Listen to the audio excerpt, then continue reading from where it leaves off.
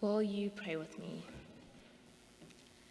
May the words of my mouth and the meditations of all of our hearts be acceptable and pleasing in your sight, O God, our strength and our Redeemer. Amen. In today's text, we encounter Jesus making some of his last farewells, including some of his last words of wisdom. He commands the disciples to love each other the way that God has loved him.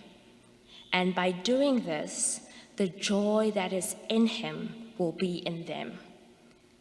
He then also calls the disciples his friends, something he hasn't really done before. But he puts a condition to the friendship. He says, "You are my friends if you do what I command." I'm someone who tends to cringe from words like command, but it would seem that this command is one that is said in our favor, a command to do something that brings joy to us. And the command is to love. But not simply to love, but to love in the way that Jesus says. Jesus says, "As God has loved me, so I love you. Love one another as I have loved you." So we are to love as we have been loved. That's the condition, to love as we have been loved. So one way to think about this commandment is that it is perhaps less about loving per se, and more about knowing that we are loved. And in knowing that we are loved, we are enabled to love. So our loving almost becomes an outflow, an outcome of knowing we are loved. Jesus also says he calls us our friends because he has made everything that he has heard from God known to us. So Jesus says he is our friend because he has shared himself with us. So I think we could reframe today's text to say, Jesus says to us and the disciples, "You are my friend if you know you are loved, and practice loving from a place of knowing you are loved. And I call you my friends because I have shared myself with you. I have told you what's going on in my life. I have chosen you to tell this to. And in my sharing my life with you, my secrets and truths, a joy from this intimate connection will remain in you. And this joy will be fulfilling to you." So perhaps the true hard work with loving one another is about knowing that we are loved. And in knowing that we are loved, like Jesus sharing in with us, we can enter into a practice of love, of sharing ourselves and lives with others, of listening to the sharing and stories of others, of fostering connection. So, do we know that we are loved? Can we comprehend and accept that we are loved? Paul says that in fact there is nothing we can do that can separate us from the love of God. There is nothing we can do that can make us more or less lovable. We are enough and loved just as we are. And yet we all have experiences that make us believe otherwise, that make us doubt our lovability. It could be things our family and friends have said to us. It could be societal constructs that define who is lovable or not based on race or nationality, income level, who they love. It could be our own insecurities that make us feel we can't be insecure and loved at the same time. In Jesus being our friend, all of who we are is welcome. All the parts of ourselves that we love, all the parts of ourselves that we think are weird and awkward, all the parts of ourselves that might feel too much, too emotional, too thoughtful, all the parts of ourselves that we feel shame, guilt, embarrassment about. You are fearfully and wonderfully made. Jesus is the one who invites us into this relationship, into this space of belonging, into this place of consistency and connectedness, where we are loved just as we are. Knowing we are friends with Jesus is knowing we are loved. I know the past 20 months have been very hard, and some people have experienced closeness in relationships and friendships, but we know too, and have been made, and there have been many articles written and stories shared, that friendships and relationships have been strained more than ever, and even more for children, and I too can attest to this. And it is even hard to talk about some of the relational strains that we've experienced. Herbert Anderson and Kenneth Mitchell have written a lot about loss, and they lift up losses that we experience that other people might not even know about. And these losses are hard to find words for.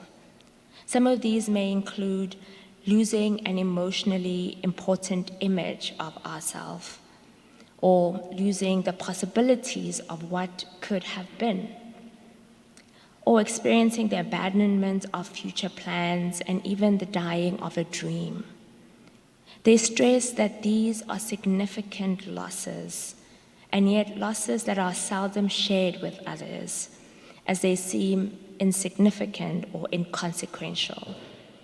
And I imagine some of our relational losses, our ways of being and relating with others, can feel something like this kind of loss, a loss that is hard to name and articulate.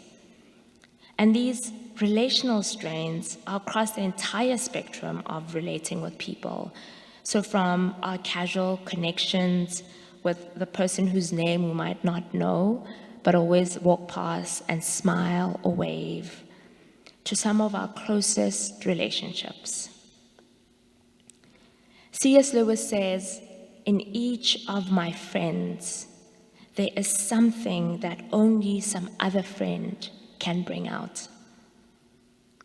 And there's an African proverb that says, "Motho ke motho ka batho," which means a person is a person because of other people.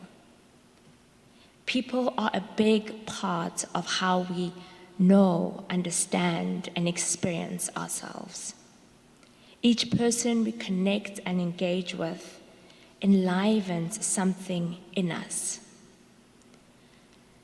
And so some of these relational strains we have can come from things like not being able to return calls or emails, not being able to check in with someone, not knowing how to connect meaningfully in this virtual space, and then not being able to communicate or express what's going on.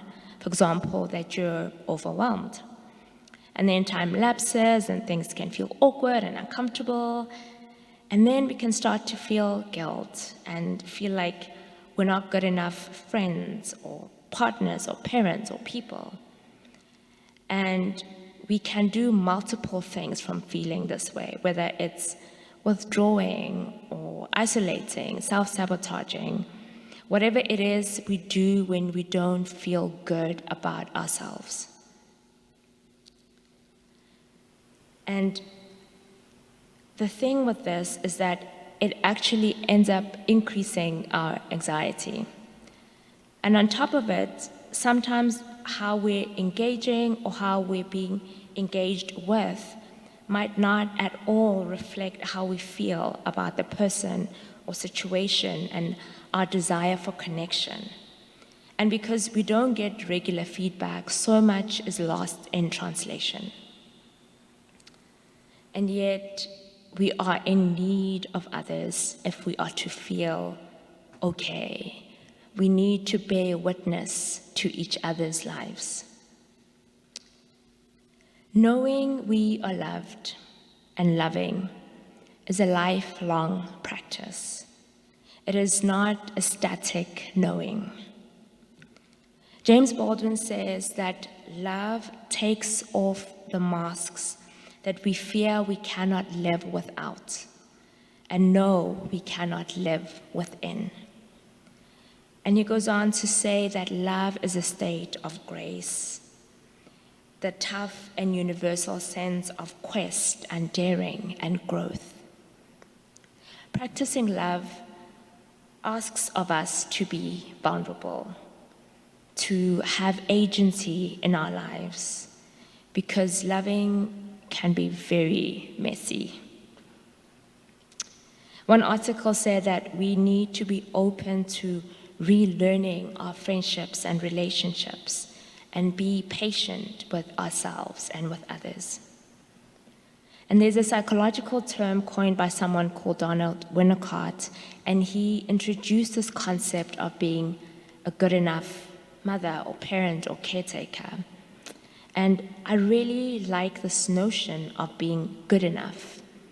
It helps us to be more present, especially because we live in a performative, perfection and production-driven culture that puts so much pressure on what relating can and should look like. And this notion of good enough allows us to be open to move from a place of compassion towards ourselves and others, and trust that whatever we are able to offer in a moment is for the most part good enough.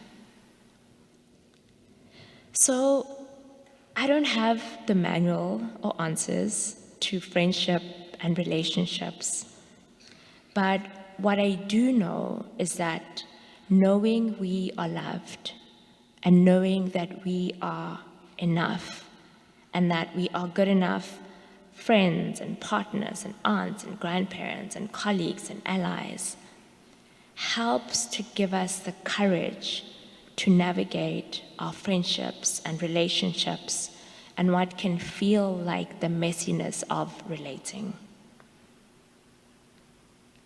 It helps us to reach out and initiate, to send an emoji if that's all we're able to offer in a moment, to express our feelings, to set boundaries, to apologize and try again, to take relational risks, to not take things too personally, to be forgiving towards ourselves and others, to acknowledge our own hardships and our efforts, to let go and live in the ebbs and flows of life with compassion towards ourselves and others. Jesus says, "I have called you friends." May our knowing of the unconditional love and friendship of God bring us comfort and enliven our hearts with joy. Amen.